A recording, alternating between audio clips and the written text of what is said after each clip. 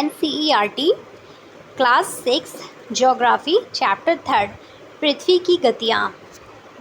जैसा कि आप जानते हैं, पृथ्वी की गति दो प्रकार की है, घूर्णन एवं परिक्रमण। पृथ्वी का अपने अक्ष पर घूमना घूर्णन कहलाता है। सूर्य के चारों ओर एक स्थिर कक्ष में पृथ्वी की गति को परिक्रमण कहते हैं।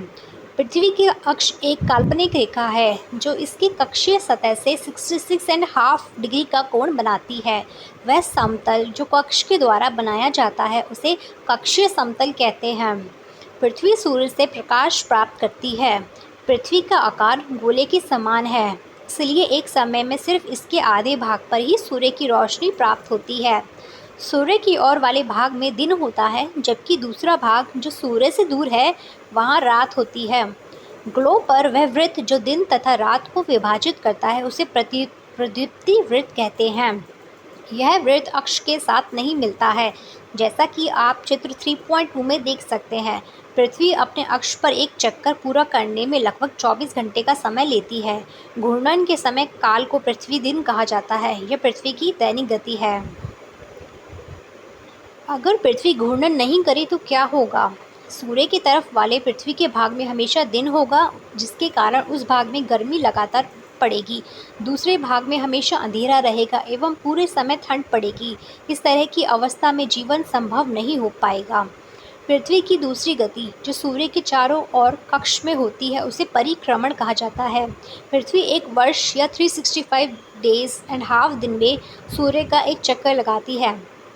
हम लोग एक वर्ष 365 दिन का मानते हैं तथा सुविधा के लिए 6 घंटे को इसमें नहीं जोड़ते हैं। 4 वर्षों में प्रत्येक वर्ष के बचे हुए 6 घंटे मिलकर एक दिन यानी 24 घंटे के बराबर हो जाते हैं। इसके अतिरिक्त दिन को फरवरी के महीने में जोड़ा जाता है। इस प्रकार प्रत्येक चौथे वर्ष फरवरी माह 28 के बदले 29 दिन का होता है। ऐसा वर्ष जिसमें 366 दिन होते हैं उसे लीप वर्ष कहा जाता है। पता लगाइए कि अगला लीप वर्ष कब होगा। चित्र 3.3 से स्पष्ट है कि पृथ्वी दीर्घवृत्ताकार पथ पर सूर्य के चारों ओर चक्कर लगाती है। ध्यान दीजिए कि पृथ्वी पूरे कक्ष में एक ही दिशा में झुकी हुई है। सामान्यतः एक वर्ष को गर्मी, सर्दी, वसंत एवं शरद ऋतुओं में बांटा जाता है। ऋतुओं में परिवर्तन सूर्य के चारों ओर पृथ्वी की स्थिति में परिवर्तन के कारण होता है। चित्र 3.3 में आप देखेंगे कि 21 जून को उत्तरी गोलार्ध सूर्य की तरफ झुका है। सूर्य की किरणें कर्क रेखा पर सीधी पड़ती हैं। इसके परिणाम स्वरूप इन क्षेत्रों में ऊष्मा अधिक प्राप्त होती है। ध्रुवों के पास वाले क्षेत्र में कम ऊष्मा प्राप्त होती है, क्योंकि वहाँ सूर्य की किरणें तिरछी पड़ती हैं।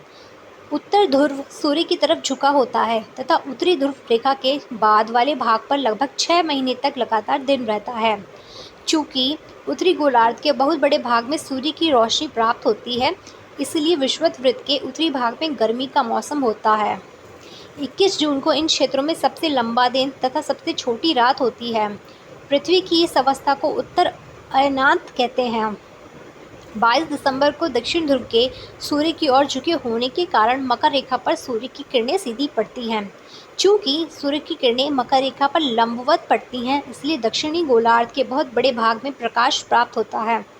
इसलिए दक्षिणी गोलार्ध में लंबे दिन तथा छोटी रातें वाली ग्रीष्म ऋतु होती है। इसके ठीक विपरीत स्थिति उत्तरी गोलार्ध में होती है। पृथ्वी की इस अवस्था को दक्षिण अयनांत कहा जाता है।